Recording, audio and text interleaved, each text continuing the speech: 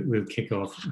Hello everybody and welcome to the latest Lunchtime Bites webinar from the ICBE Business Excellence Skillnet. Today our presenter is Allana Brown, covering the topic area of the career habits that hold us back.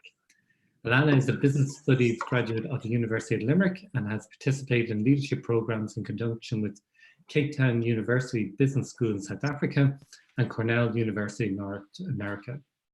She is an accredited emotional intelligence survey administrator and coach. Allana has also worked as Senior Global Human Resources and Strategy Director in Supply Chain and STEM-related industries before setting up her own consultancy. Over the course of 20 minutes, Allana will explore some of the potential habits that may hold leaders back from future career success. The ground rules for today: Allana will present for approximately 15 to 20 minutes, finishing up with a 5 to 10 minute questions and answers session at the end. Everybody's muted, but we would encourage you to submit questions via the chat function, which we will call out at the end of the presentation. And without further ado, I'll pass you over to Allana. Thank you very much, Owen. So hello, everybody. Delighted to be here today on behalf of the ICBE to discuss this topic. I know some of you have joined today as a female and are interested in listening to this yourself. And I also understand that we have some managers and mentors, both female and male, who are participating to be on the call to also learn to hopefully help females rise within their organizations. So for whatever reason you're here, you are very welcome. I'm passionate about this topic because I really believe that diversity is critically important to every business. And I believe that representation of females throughout the organization, and also of course as well at senior levels within the organization, is very critical to success. And the statistics show that diversity is important as well to businesses. Some of the habits that I will go through today will be relevant to males, but what I'm looking to highlight today is through some research that some of the habits that are more likely to be relevant to females in organizations. Now, that's not saying it applies to everybody. There are some females who do not have these habits and are operating very successfully or have learned to overcome them. But what I want to focus on today is bringing awareness to it. Now, I'm also aware that the topic could be seen as controversial, saying that, that maybe the only reason that females don't get to senior positions in organizations is due to their own habits that hold them back. And I just want to acknowledge that I am aware that there are still some society norms, as well as some conscious and unconscious biases that do operate in some organizations that do provide barriers for females to rise. And they're more external barriers. We're not going to be focusing on them today. Today is based on positive intent and to focus on some of the internal barriers and to bring awareness to some of those habits that may actually be able to overcome internally yourself and help you to rise and be successful in your organization. Okay, so with that, just a little bit of background in that, and thank you, Owen, for talking about it. So why am I here today? Because I spend a lot of time actually working within this area. I started my career in banking before moving into the multinational organizations. I sat on a lot of leadership teams, and during that time, it became very evident that the strength and depth of leaders in an organization is really what can make or break an organization. So when I set up my business to go beyond leadership development and focus on leadership advancement, and to me, there is a slight difference. Development is about awareness, but actually through awareness in that, you actually need to put some effort in. I work with leaders to actually identify for their leadership teams their individual habits that are holding them back from success, and actually build plans with them to force them out of their comfort zones, to actually work and figure out what are the strategies that they can put in place, which will ultimately lead to their own career advancement and then actually grow the organizations where they are. So what I want to talk about today is a book that is based on the book How Women Rise, and I want to talk about those concepts. So this book was written by Sally Helgeson and Marshall Goldsmith. So Sally had written a number of books and is well recognized in the US around this area. So in 1990, she wrote a book called The Female Advantage. And Marshall Goldsmith is probably better known for his book called What Got You Here Won't Get You There. And that very much focuses on bringing to the forefront that the habits that we have earlier in career aren't always the ones that will get us to rise within our organizations. Both Sally and Marshall had met at a learning group a number of years ago, and it was through that group and their collaboration that this book came about. The book focuses on 12 habits. In the interest of our time today, I'm going to summarize it into 4. I've combined some of them into 4 main themes. I would recommend, if you don't have this in your learning library, that you add it and take the time in that to review it in more detail afterwards. So with further ado, let's get on to the first one. So the first area is all around the habit of reluctance to claim achievements and then expecting others to notice and reward your contributions. And this may seem very simple, but actually it's something that we either forget to do or we don't feel very comfortable doing. And that's what I want to talk about. When we start in a new role or maybe earlier in our career, we come into our job, we're extremely dedicated, we take our deadlines seriously, we do meticulous work, and we're really out there to prove to our manager and that they can trust us and that we will do a good job. And our manager is normally very attentive around that time. So they're trying to onboard you, they're giving you extra support, they're spending time with you. And through that normal interaction, they get to actually see and learn what you're doing. And you actually begin to get some achievements and claim the credits through that interaction. But one of the things that happens is when you build that trust, then the manager moves on maybe to supporting somebody new within their organization, or they're focusing on their own goals and objectives. And they trust that you're going to do that work. So they're not always looking to see what are you doing or how are you doing it. So they don't necessarily always recognize what's happening. The research shows that females tend to think that great work speaks for itself and that we don't have to go out there and we don't have to bring a spotlight on that to what we're doing and bring attention to our value. It also shows that women struggle to bring the visibility to their success, that they see it as self-promotion or they see it sometimes as being self-centered and self-serving, and that's not a trait that they want to be known for. But it is about understanding, it's not about going out and, doing a major sales pitch on yourself and look at me and how great I am. But often being too humble actually doesn't get you recognized in an organization, and that can be limiting from a career perspective. It also comes down to the language that we use. How many times do we use we versus I? Have you ever been in an interview where the interviewer has asked you to tell about something that you've done in your past, and you start the sentence, well, we did this and we did that, leaving the interviewer wondering, well, were you part of the group or were you leading the group? So it's about remembering as well that you have to claim the role that you actually played in something. It's important, of course, that that you spread credit and you give credit to those that are doing it, but it is also important that you're claiming credit and also that you're accepting credit. And often what happens is, another thing that is found is that somebody will come back and say, well, thank you for that great work that you've done. And someone will say, oh no, that was fine. It was nothing. Could have taken you 8 hours to do it. You may have canceled something with the family at home or done it over the weekend, and you come back and say, oh, it was no problem. So make sure that you're claiming your credit when somebody is giving it to you as well. It's also important that you claim credit to make sure that others don't take that credit from you. So there's nothing worse than sitting there having done a load of work and you don't claim it, and somebody else swoops in and they say that it was their idea or that they did it and that was claimed by them. So you do need to be an advocate for you. Not everybody sees what you're doing. If you have a boss that's abroad, how are they going to see if they're in a different country or a different location in the country and they're not there every day with you? How are they going to know that the great work that they're doing unless you tell them? So remember, when companies produce a new product, they don't just put it on the shelf and hope the customer is going to come and know how great and that it is. You also have to do a bit of marketing for yourself and market your own product, which is you. And then the other thing to remember is working hard doesn't always get you the recognition that you want or where you want to go.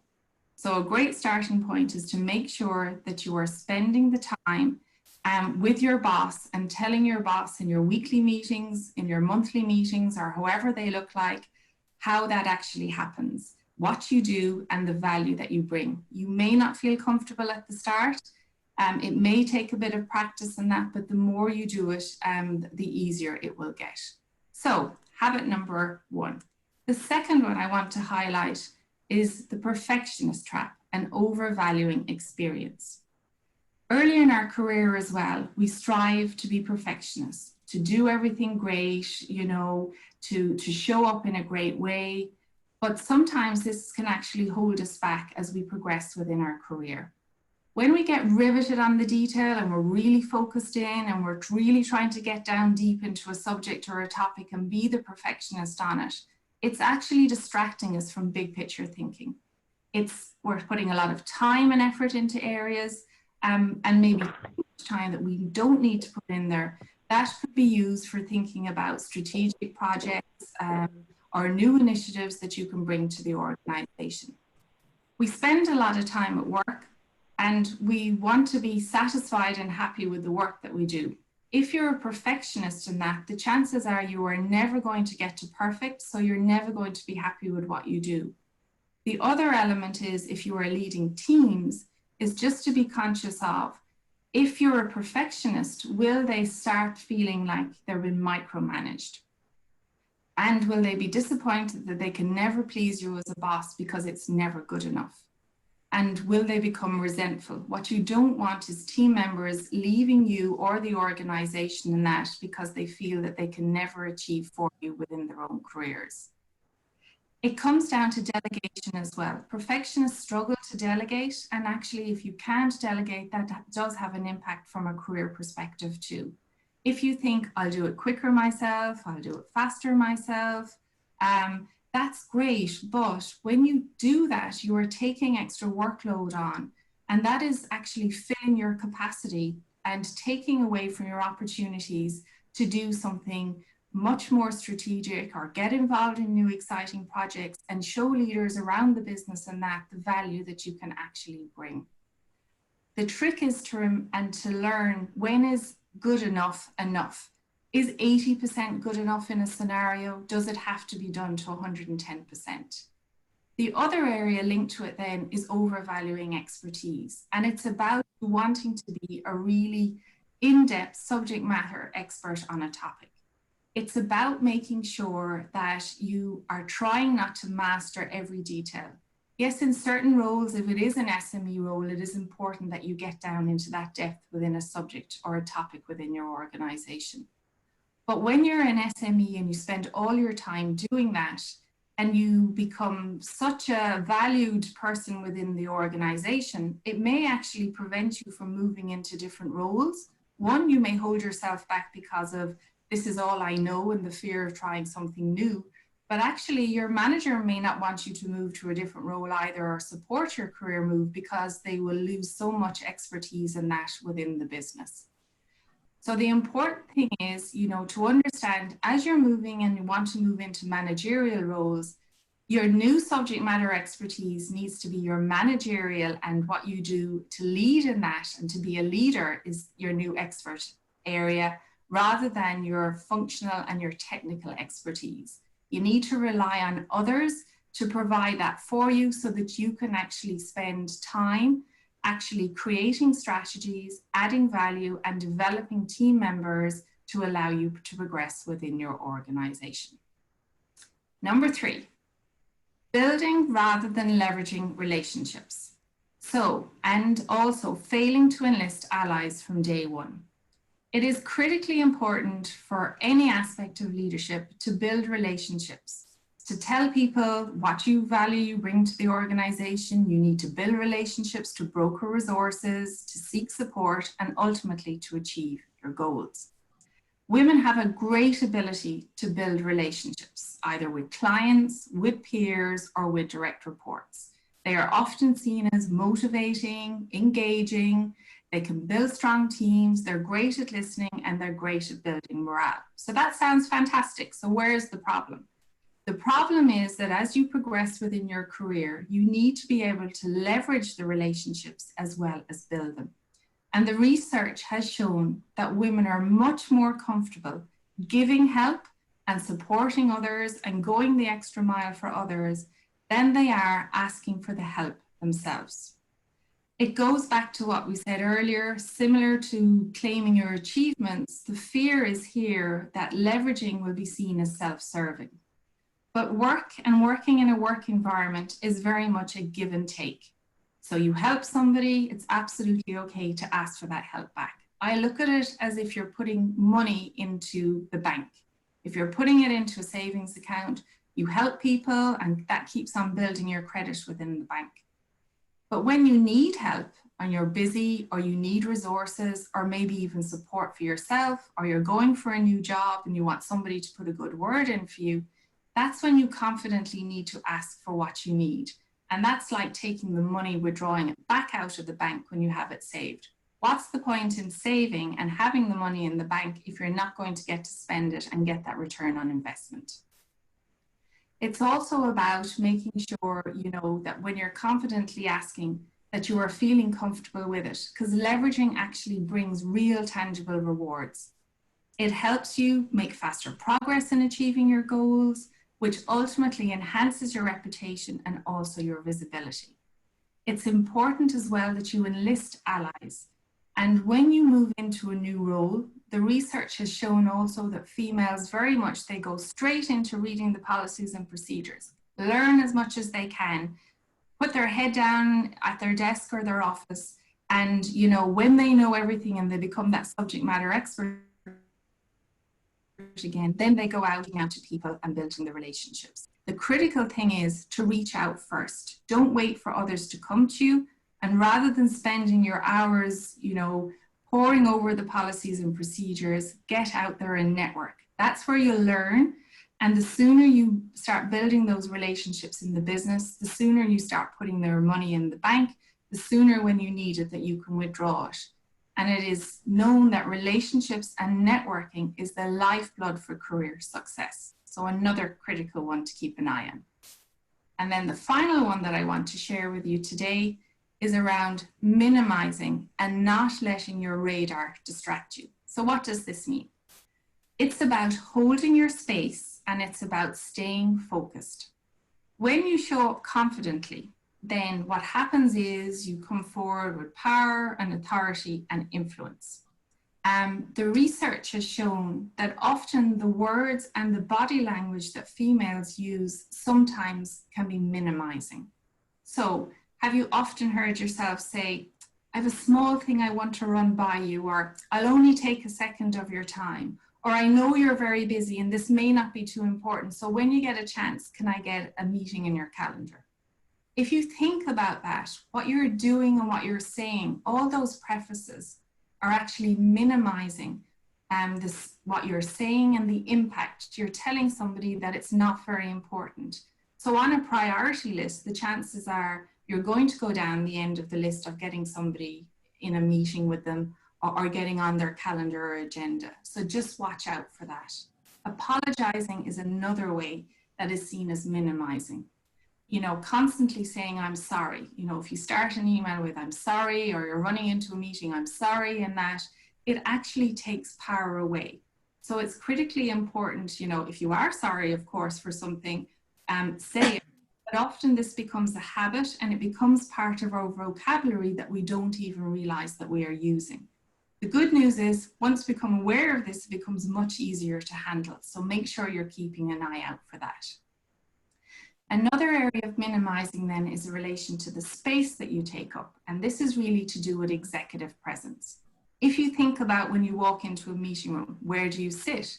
Are you sitting right at the center between the leader, or are you sitting in the back row? When you come into the meeting, have you got your head down? Are you on your mobile phone? Are you engaging with people? If the answer is no, then it's very hard for you to stand out and to be recognized. Are you the person when somebody comes late into the meeting, you always pull over the chair to let them come in? you bring your arms together, you know, you squeeze in, so you're actually minimizing the space that you take up. So it's important to be able to hold your own space and to be comfortable. And actually that's a real leadership skill to be able to do that. So show up, stand up tall, stand out, and own your own space with confidence. The other area about not letting your radar distract you comes about holding your focus. So it is proof in that, and I suppose evidence as well through the research in that both males and females have a different way of focusing. Females have a radar focus. So what they do is they are excellent at scanning the room. They can watch everything that's going on in one viewpoint. Our male colleagues are more likely to be laser focused. They'll come in with one intent, they will focus on what they're doing, and they will not be distracted by it. Whilst it is great to have the laser focus, we can take in a lot of information, we can read the room, and we can pick up signals. What the research has shown is that often this becomes distracting for females. So particularly if you're up presenting in that and you're reading the room and you're reading body language, maybe somebody's looking at their phone or somebody's yawning or they're disinterested, we tend to internalize that. And it distracts us. We start making assumptions, and those assumptions may instill self-doubt, which consequently has an impact on our confidence. So it's critically important that we remain focused in that as well. So it's about holding your space, watching your words, watching your body language, and staying focused. So these are 4 areas, and I know, you know, we have limited time on that today, and we wanted to make sure that we were holding some time for and give you an opportunity and that to go through them. So again, just a reminder, 4 areas. Make sure that you know that you are going out there and you are claiming the work that you are doing and your achievements. Make sure that you are being visible, that you're accepting credibility, that you are going out and you are marketing yourself to make sure that there is no question if you are putting in hard effort and hard work, that it has been recognized, and not assuming that others are automatically seeing it.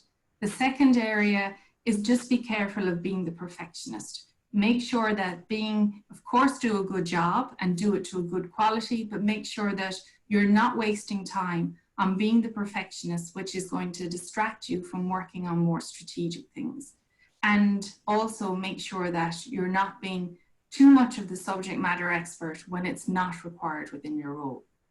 Also make sure that you are building the relationships, but make sure you are leveraging them and not be afraid to leverage them, and to make sure you're getting the support when you need it and that to advance your career. And then finally, what we spoke about was making sure that you are showing up, making sure that you are not minimizing what you're doing, ask for the things that you want and when you need them, and make sure that you are holding your space within meetings and not being distracted, and stay focused. So with that, Owen, not sure if there's any questions. There's one that has just come up. Would you consider this book as a good reference book, or one you should read from cover to cover once? Yeah, that's for yourself. It's a good question. Yeah, so I actually, when I got it,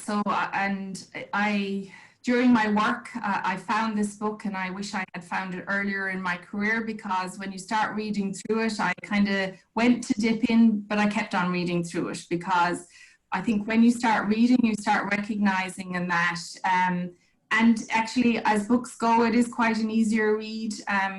Sally and Marshall actually use some live examples. So actually, it's more like a storybook. So I found it very easy to read. You can, of course, reference it, but I actually think it's one that you actually would read cover to cover rather than just going and picking a topic at a different stage.